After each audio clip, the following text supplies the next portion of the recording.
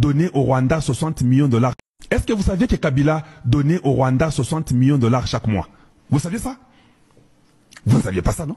Ah, Kabila, Kanambe, donnait au gouvernement rwandais 60 millions chaque mois. Qui c'est qui a cassé ça? Kagame réclame et dit, nous vous avons aidé à enlever Mobutu. Nos militaires sont morts au Congo. Alors vous devez nous payer 60 millions de dollars chaque mois. Le Congo payait au Rwanda 60 millions de dollars chaque mois. Qui c'est qui a cancellé ça? Kabila a donné ça. Est-ce que vous... Par rapport aux utilisations, par rapport... Il faut seulement voir les Congolais dans les lives rando. Il faut voir les Congolais dans les lives rando. Ils sont nombreux, même des 5K, même des 6K. Ils envoient des cadeaux. Ils nourrissent la Chine, ils nourrissent TikTok. Le gouvernement congolais a dit, voilà. Mais je vois qu'il y a des Congolais intelligents qui ont compris qu'il fallait utiliser VPN. Merci. Mais il faut savoir... Bon, je ne vais pas rentrer dans ce débat-là. De toute façon, chacun s'en sort comme il veut. Donc, voilà sur la question de TikTok. Sur la question de Twitter, vous allez comprendre l'intelligence qui est utilisée ici. Hein. Comprenez que les États-Unis n'ont pas sanctionné le Rwanda. Je ne sais pas si ça commence à venir, ça commence à monter. Vous allez comprendre que la RDC est en train de mener une guerre très silencieuse, très hypocrite. Je ne vais pas tout dire. On cache.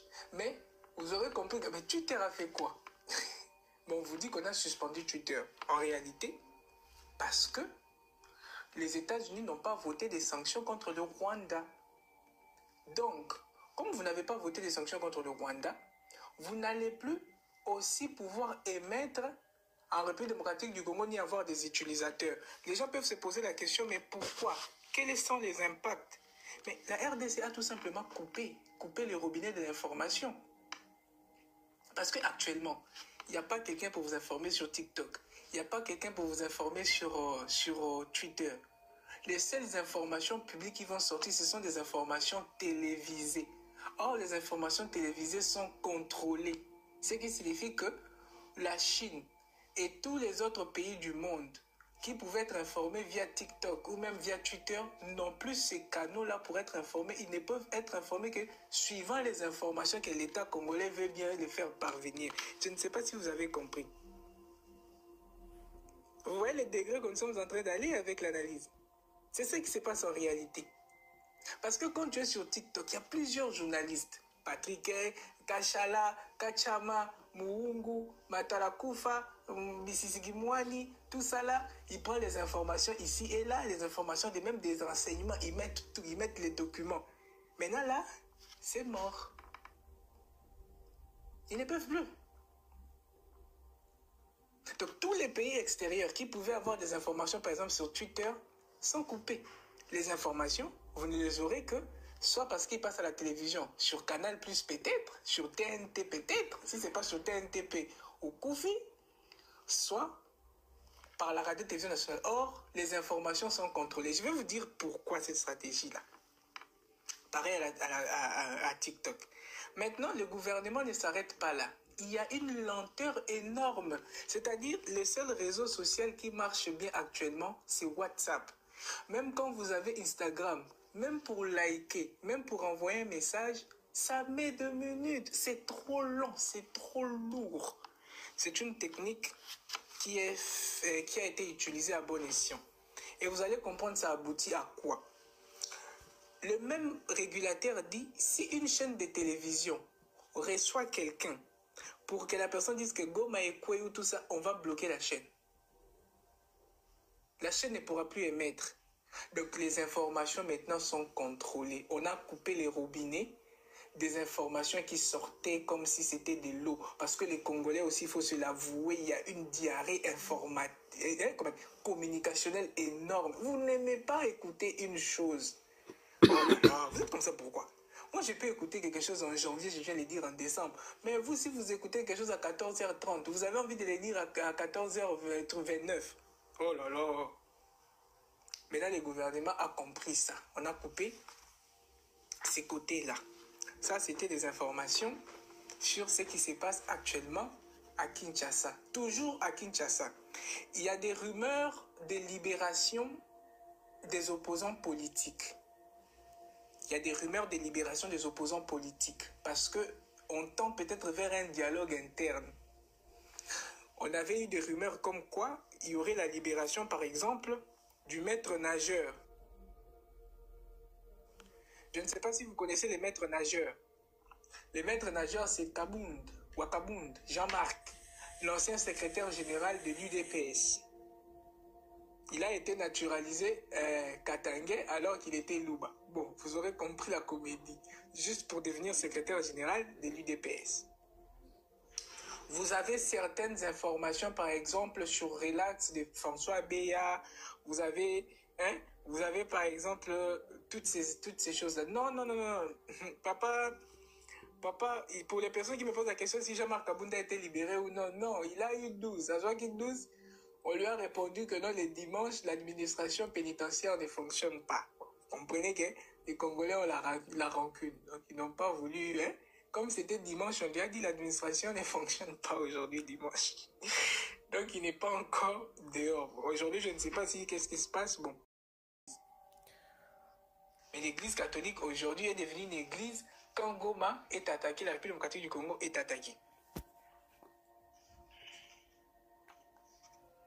Vous-même, vous aurez compris. Comme on dit, Ambongo, Alila Mbongo. Bon, je continue. Du coup, le président de la République a parlé du dialogue. Et vous savez deviner qui sont les premiers à aller courir à la porte du président de la République pour parler du dialogue. Vous savez si c'était qui? Bamaweli, ça, ceux qui aiment toujours être les premiers là. Vous savez c'était qui? Mais le fameux homme en robe. Les fameux hommes en robe. On ne sait pas ceux qui vont à Ouara, ceux qui vont à Sénégalais, je ne sais pas. Mais vous connaissez ces hommes en robe là. Donc ces hommes en robe se sont précipités à la cité de l'OUA pour aller voir le président de la République. Donc les évêques, entre guillemets, sont partis voir le président de la République, la conférence épiscopale nationale congolaise du Congo. Donc les hommes en robe. Une robe, vraiment, bref. Donc les hommes en robe sont partis voir le président de la République. Et quand ils sont allés voir le président de la République, ils ont dit, nous répondons oui. Et nous portons... ils veulent être des médiateurs. Donc ils ont commencé les consultations. Ils ont dit qu'ils vont consulter, tenez-vous bien, l'opposition armée et non armée. On marque une pause là. L'Église catholique, donc la Synco dit qu'ils vont faire des consultations avec l'opposition armée et non armée. Déjà, l'opposition armée et non armée d'abord. Katumbi est à l'extérieur. Kabila est à l'extérieur. Lui, jusqu'à présent, il étudie. Je ne sais pas si actuellement, il est en train d'étudier les services des anges. Parce que, bon, on ne sait jamais. Peut-être qu'il va remplacer la place, il va prendre la place de Lucifer. Il faut qu'il comprenne un peu plus sur les connaissances spirituelles. Il étudie toujours. Moïse Katumbi, lui, apparemment, il fait des stages pour devenir président de la FIFA ou je ne sais pas moi, de la CAF. Ça, c'est l'opposition non armée. Martin Fayoulou, lui, il dit qu'il est étouffé par les Kassaïens qui sont à Lubumbashi et qui sont à Kinshasa, envoyés par leur frère Tshisekedi pour étouffer les marches de l'opposition. Docteur Mukwege, donc, il a été dégoûté par les peuples congolais.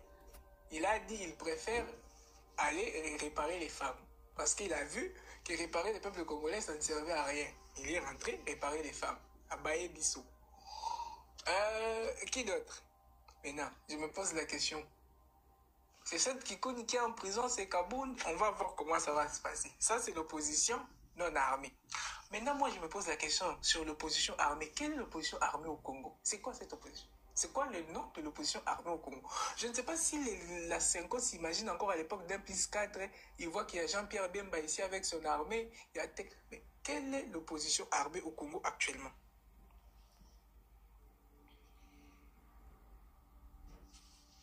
Il y a quelqu'un qui m'écrit en bas AFC. Tu peux me citer le nom du général d'armée de l'AFC? Quel est le nom de l'armée de l'AFC? Comment s'appelle le général d'armée de l'AFC ou même le commandant? Il s'appelle comment?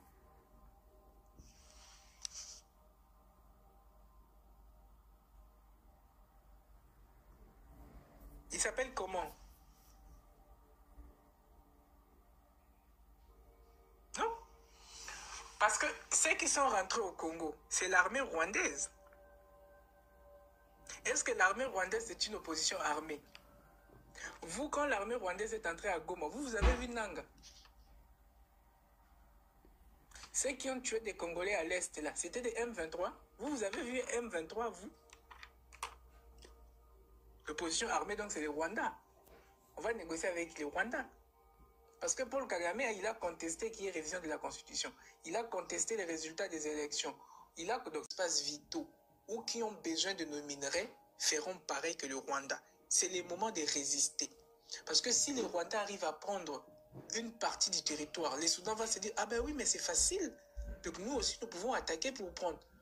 Après les Soudans, l'Ouganda va se dire, mais si le Rwanda a pu prendre, moi aussi je vais prendre ma part. Après, ça sera la République centrafricaine. Après, ça sera la Zambie. Après, ça sera la Tanzanie. Et peut-être même nos alliés. C'est pourquoi nous ne pouvons pas permettre que l'on puisse porter atteinte à notre intégrité territoriale. Quand tu deviens président de la République, c'est que tu le deviens en connaissance de cause. Parce que devenir président de la République démocratique du Congo, on sait qu'on peut être assassiné, on sait qu'il peut y avoir un coup d'État. Tu sais tout ça. Donc il faut agir en conséquence. Il faut agir en conséquence. Tu n'agis pas par peur ou par quoi. Non, si tu savais que tu avais peur, si tu savais que tu avais encore besoin de la vie, il ne fallait pas postuler pour devenir président de la République. Quand tu postules pour devenir président de la République, c'est ce qu'on dit, c'est à tes risques et périls. Et un vrai président de la République, son pouvoir s'assoit dans ces genres de circonstances. Parce que quand vous êtes arrivé au Congo, bien que certains Congolais l'ont aimé, mais personne ne l'aimait parce qu'il était rentré avec des Rwandais. Mais au moment où il s'est assumé à la fin, même si on l'a détesté parce qu'il nous a fait rentrer l'infiltration, quand il s'est assumé à la fin en disant « Peuple congolais, levez-vous, combattons, chassons ces gens-là, sinon on va devenir esclaves », il a assis sa renommée sur ça. Je préfère encore un président qui a assis sa renommée dans la mort qu'un président qui n'a été rien du tout de son vivant. Je pense que notre président de la République va réellement être le vrai léopard dont nous représentons. Voilà, quand tu deviens le président de la République, tu es un léopard. Un léopard ne fuit pas. Un léopard chasse. Un léopard peut être blessé, il va aller se cacher sous un arbre. C'est ce que nous avons fait. On nous a blessés depuis 1997. Nous nous sommes cachés sous l'arbre. L'arbre des négociations, l'arbre des accords, l'arbre des discussions, l'arbre de la communauté internationale. La blessure doit être guérie. Il est temps pour nous maintenant de chasser. Parce que dans la communauté internationale, c'est soit tu chasses, soit tu es chassé. Il n'y a pas d'autre issue possible. Il n'y a pas. On va revenir sur ce que les M23 demandent et vous allez comprendre pourquoi j'ai dit qu'il n'y aura pas d'autre issue. Ça, c'était sur des informations de Goma. Des informations de Bukavu. Attendez, de Minova. Il y a eu d'intenses combats. Les Rwandais, comme l'avait dit Vincent Karega, l'objectif n'est pas seulement Goma. L'objectif, c'était Bukavu. Mais en réalité, l'objectif n'est ni Goma, ni Bukavu. L'objectif, c'est Kinshasa. C'est ça la vérité. Vous allez comprendre pourquoi. L'objectif, c'est Kinshasa. Goma, Bukavu, tout ça, c'est de la distraction. L'objectif, c'est réellement Kinshasa. Parce qu'ils savent que même si les rebelles, les Rwandais, arrivaient à occuper tout Goma, comment ils vont vivre à Goma avec une population qui ne les aime pas? Donc, ils seront obligés de vivre dans la dictature, de vivre dans des... Donc, ça deviendra comme un Haïti. Donc, ils savent qu'ils ne peuvent pas résister longtemps dans Goma. Ils savent aussi qu'ils ne pourront pas résister longtemps dans Bukavu. La stratégie est la même, comme à l'époque du président Laurent Désiré Kabila. Ils savent qu'ils ne peuvent pas faire tout ça, alors il faut changer tout simplement des têtes de l'État et replacer dans l'appareil de l'État congolais des hommes qui sont fidèles au Rwanda pour lui permettre du coup de continuer avec son projet. Parce que même quand les gens parlent de Goma, que les rebelles du M23 vont prendre la République démocratique du Congo, Nanga va devenir président de la République. Bon, Imaginons que Nanga prend par la force Goma, Nord Kivu, prend par la force Ituri. Comment est-ce que Nanga va faire quand il va arriver dans les Kasaï? Expliquez-moi. Parce que dans les Kasaï, même s'il n'y a pas l'armée, nous connaissons tout ce qui va se passer de ces côtés-là. Soit ça sera un carnage, mais monumental. Donc, on ne verra jamais, on ne pourra même pas compter le nombre de morts civils. Soit il ne pourra pas du tout passer. Et ça, il en a bien conscience. Comment il va passer à l'Équateur? Comment il va faire? Parce que les blagues qu'ils font là, ce sont des blagues, je ne sais pas moi, parce que là-bas, il y a des populations rwandophones qui peuvent les encourager, tout ça. Mais comment il va passer dans l'Équateur de la République du Congo? Comment il va faire ça? Toi, tu vas ramener des Rwandais chez les Mongos. Tu ramènes les Rwandais à par rapport aux utilisations, par rapport... Il faut seulement voir les Congolais dans les lives rando. Il faut voir les Congolais dans les lives rando. Ils sont nombreux, même des 5K, même des 6K. Ils envoient des cadeaux. Ils nourrissent la Chine, ils nourrissent TikTok. Le gouvernement congolais a dit, voilà. Mais je vois qu'il y a des Congolais intelligents qui ont compris qu'il fallait utiliser VPN. Merci. Mais il faut savoir... Bon, je ne vais pas rentrer dans ce débat-là. De toute façon, chacun s'en sort comme il veut. Donc, voilà sur la question de TikTok. Sur la question de Twitter, vous allez comprendre l'intelligence qui est utilisée ici. Hein. Comprenez que les États-Unis n'ont pas sanctionné le Rwanda. Je ne sais pas si ça commence à venir, ça commence à monter. Vous allez comprendre que la RDC est en train de mener une guerre très silencieuse, très hypocrite. Je ne vais pas tout dire. On cache. Mais vous aurez compris que mais Twitter a fait quoi? Bon, on vous dit qu'on a suspendu Twitter. En réalité, parce que les États-Unis n'ont pas voté des sanctions contre le Rwanda. Donc, comme vous n'avez pas voté des sanctions contre le Rwanda, vous n'allez plus aussi pouvoir émettre en République démocratique du Congo ni avoir des utilisateurs. Les gens peuvent se poser la question, mais pourquoi? Quels sont les impacts? Mais la RDC a tout simplement coupé les robinets de l'information. Parce qu'actuellement, il n'y a pas quelqu'un pour vous informer sur TikTok. Il n'y a pas quelqu'un pour vous informer sur Twitter. Les seules informations publiques qui vont sortir, ce sont des informations télévisées. Or, les informations télévisées sont contrôlées. Ce qui signifie que la Chine et tous les autres pays du monde qui pouvaient être informés via TikTok ou même via Twitter n'ont plus ces canaux-là pour être informés. Ils ne peuvent être informés que suivant les informations que l'État congolais veut bien les faire parvenir. Je ne sais pas si vous avez compris. Vous voyez les degrés que nous sommes en train d'aller avec l'analyse. C'est ce qui se passe en réalité. Parce que quand tu es sur TikTok, il y a plusieurs journalistes. Patrick, Kachala, Kachama, Muungu, Matalakufa, Bisisigimwani, tout ça là, ils prennent les informations ici et là, les informations, même des renseignements, ils mettent tout, ils mettent les documents. Maintenant là, c'est mort.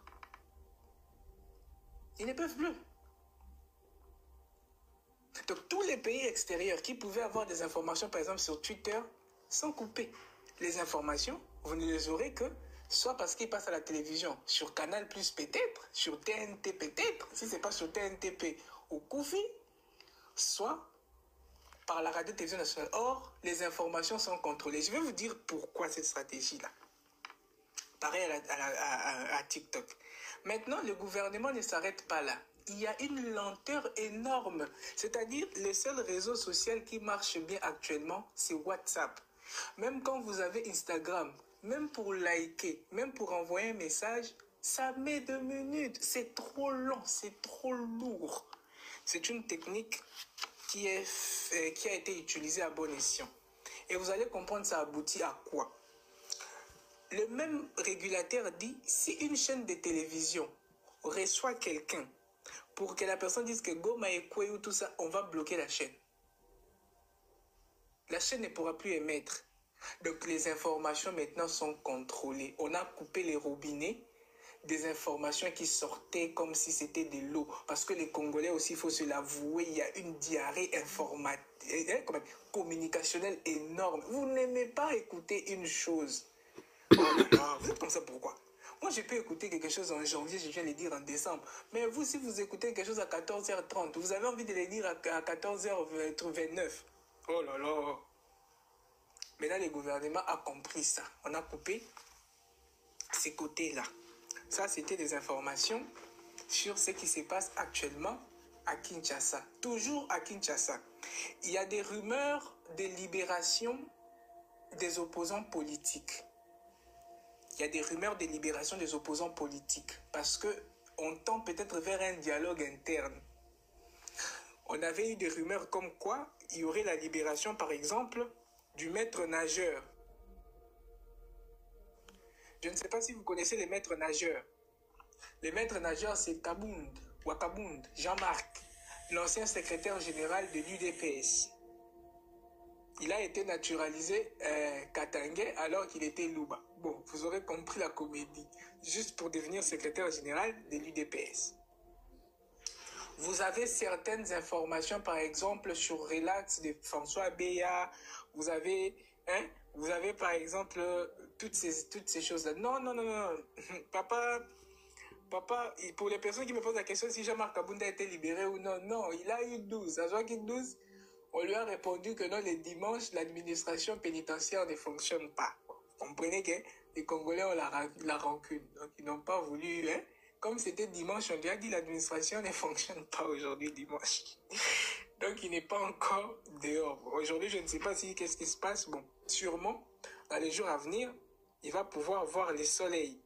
Lui, comme tous les restes. On demande aussi que cette Kikuni soit libérée, etc. On passe. Toujours à Kinshasa, le président de la République avait tenu son discours dans lequel il disait